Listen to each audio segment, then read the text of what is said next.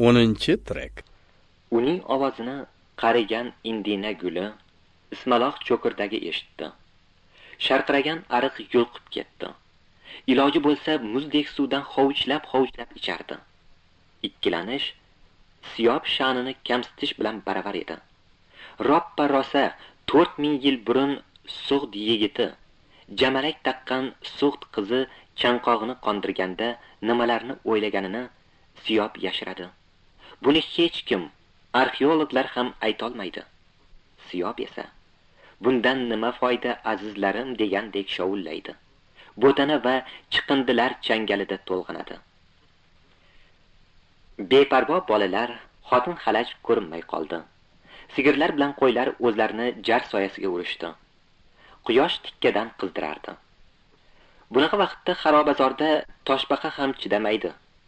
Tosh kosasini yiltiratib salqin joy izlaydi.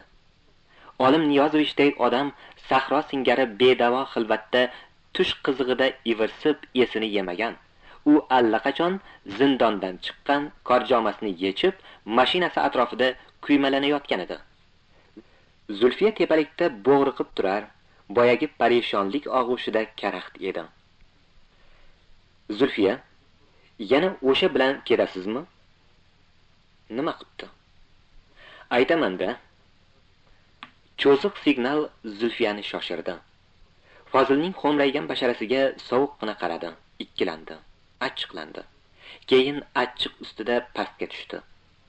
Yashin urgan terakday qotgan Fozil bir pasdan keyin sal hushini o'ngladi. U ham ikkilandi. O'zicha alla narsalarni chamaladi. So'ng beixtiyor "To'xtating! To'xtating!" deb qichqirdi. Fozil qo'llarini burgut qanotiday yozib, shunday tez chopdiki, o'pkasi shishib, nafasi tiqildi. Yuragi yorilgudek gursillab urardi. Zulfiya allaqachon orqa o'rindiqqa cho'kibdi. Olim Niyozovich mashinani tormozlab, nima gap degandek kabinadan boshini chiqardi. Zulfiya siz bilan bormaydi. Siz bilan bormoqchi emas. Olim Niyozovich avval kulimsiradi, so'ng yeb qo'ygudek o'qraydi. Mashina qattiq siltanib qo'zg'aldi. Eshik dastasini joni boricha qisib ushlagan Fozil bir tomonga chillakday uchib ketdi. Anchagacha majolsiz yotdi. Olisda Siyobmi, Obirahmatmi shovullar, shikasta ruhini allalardi. Quyosh botdi. Ufqdan qon kabi sachragan shafaq xarobazorlar ustida qorong'ulik bilan almashindi. Kavaklardan ko'rshapalaklar uchib chiqdi. Ular tungi sukunatga ozor yetkazmaslikka ahdlashganday shovursiz qanot qoqishardi. Sutga chayilib oy ham ko'tarildi. Sukunat oqardi. Tepaliklar oqardi. Oqarmagan nimadir qoldi. Bu najotsizlik emasmikin?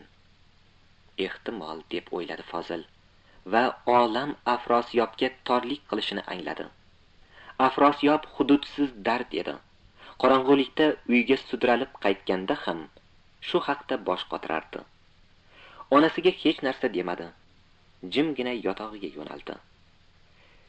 Yarim soatlardan keyin eshikni qiya ochib, ruxsat kampir mo'raladi.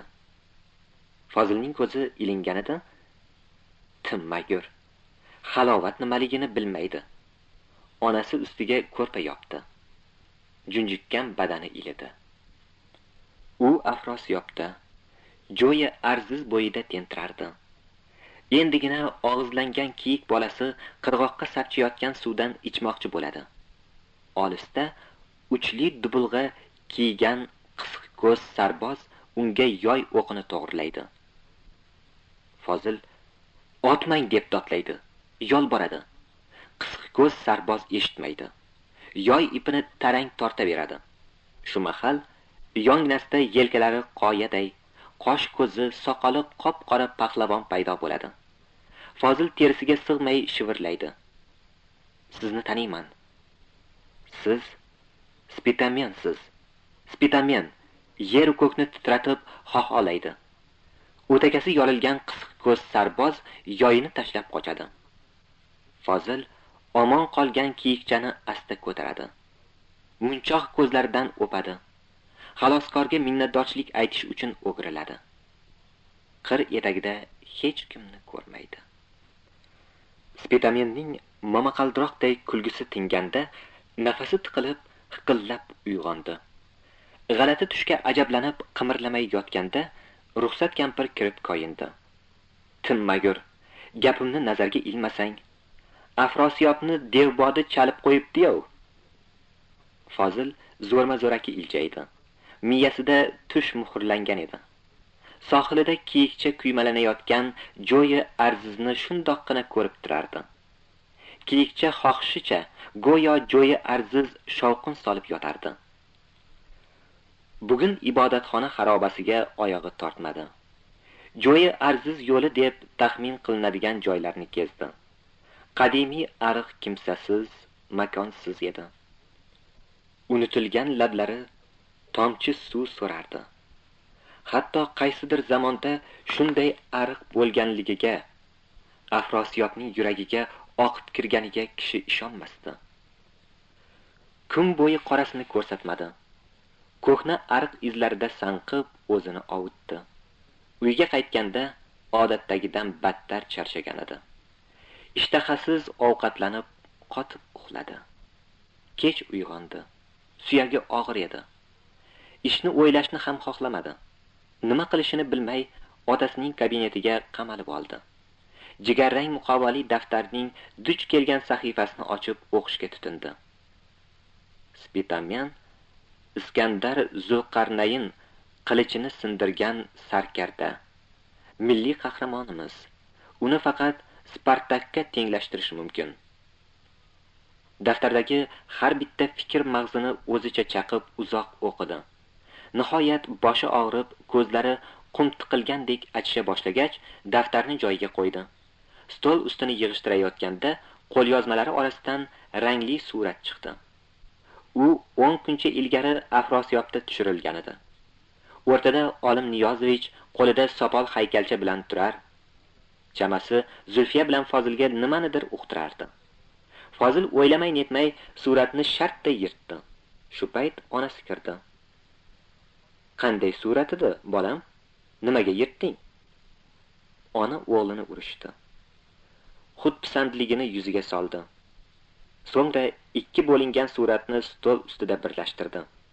Boshini chayqab suratga tikilarkan, birdan rangi o'zgardi. Xuddi oyoqlari jonsizlangan kabi kresloga ohista cho'kdi. Suratning bir bo'lagi qo'lida, bir bo'lagi yerda yotardi. Anchadan keyin lablari bazo'r qimirladi. "Bu o'sha. Ehtiyot bo'l." Fozil avvaliga hech narsani tushunmadi. Tushungandan keyin ko'z oldi qorong'ulashdi. Hanuz o'ziga kelolmagan onasini ham unutib, hovliga otildi. Avtobusda institutga bordi. Olim Niyozovich mehmonlar bilan Afrosiyobda deyishdi. Yuragidagi armon kutilmaganda aks sado berdi. Axir oq qorani taniganidan beri o'sha odamni qidirdi. Bir og'izgina gap aytib, xumorni yozish istagi bilan yashadi. Ming afsus, onasining hamma dardini tanglayiga yashirgan tili tosh aylanmasdi. Yoki boshqa muddaosi bormidi? Fozilga qorong'u edi. Bugun unga nimadir bo'ldi, chog'i suratni ko'rib o'zini tutolmadi. Bechora alla narsadan qo'rqqandek bo'zarib, g'iltillab shivirladi. Farzandi bir kun emas, bir kun kulfatga yo'liqishini sezgan onai zorgina shunaqa o'rtanadi. Fozil adashdi. Uzoq chopdi. Yalanglikdagi sho'razorga oraladi. Varhuman saroyi xarobalarini aylanib o'tdi. Eski kulbalarning devorlaridan oshdi. Qaysidir arxeolog ochgan 10-asrning qizil granit to'shalgan ko'chasidan yugurib ketdi. Oxiri oyoqlari jonsizlandi. Ko'zlari jimirlashdi. Go'yo ko'hna ibodatxona xarobasi tuman ichida mudrardi. Shundoqqina tegrasiga osmon yukini ortgan edi. Maydonchada o'ralashib yurgan kishilarni darrov ilg'adi. To'la gavdasini salgina egib, bidirlayotgan Olim Niyozovich bilan uning og'zidan chiqqan har gapni bosh irg'ab ma'qullayotgan Zulfiyani tanidi. boshqalar notanish edi. Mehmonlar chuqurlik tubida qizarib ko'rinayotgan o'tog'aga, tikka chiqqan 4 burchak paxsa ustunlarga ajablanib tikilishardi. Bular arablar buzib ustida masjid qurdirgan qadimgi ibodatxona ustunlari edi.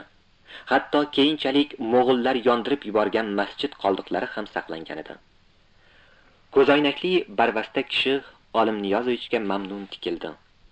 Uning xomsemiz yuzida hayrat qotgan, ingichka bo'ynidan oqayotgan terni ro'molchasi bilan tez-tez artardi. "Ko'p mehnat qilibsiz", dedi u do'rillagan tovush bilan.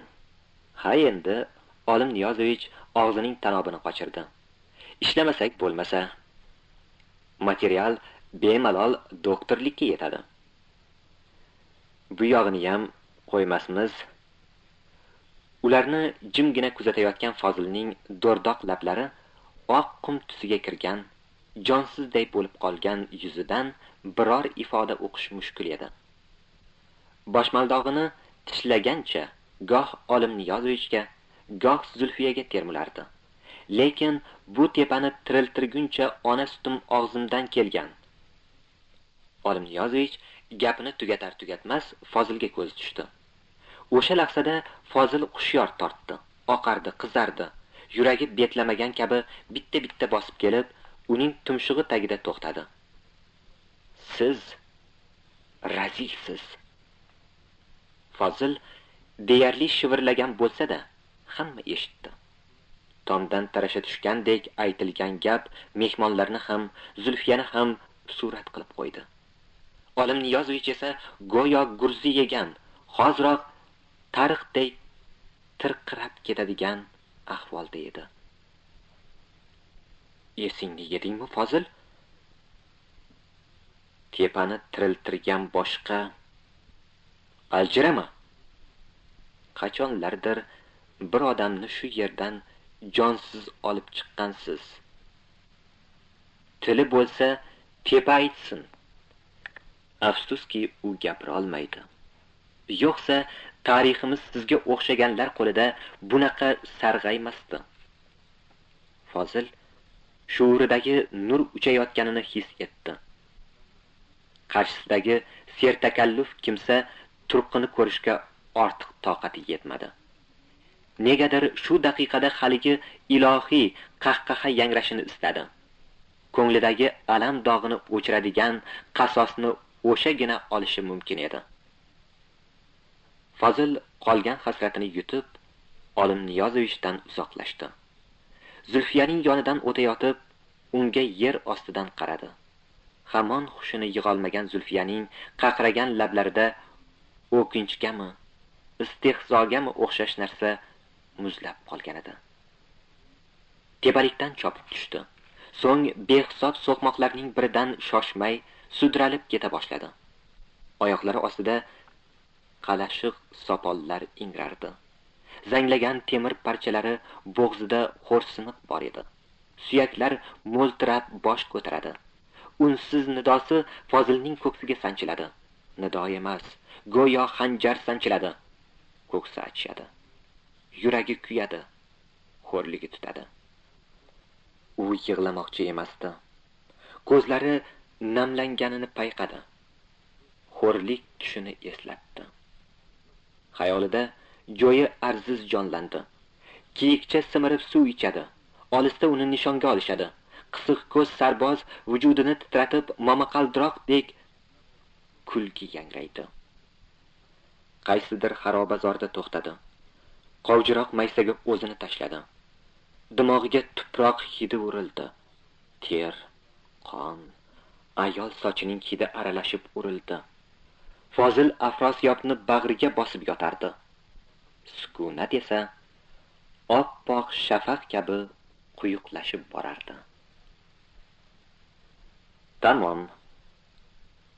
O'zbekiston Ko'rlar jamiyati bosmaxonasining ovoz yozish studiyasida yozildi. Toshkent 1984-yil avgust. Ne'mat Egamberdiyev o'qidi.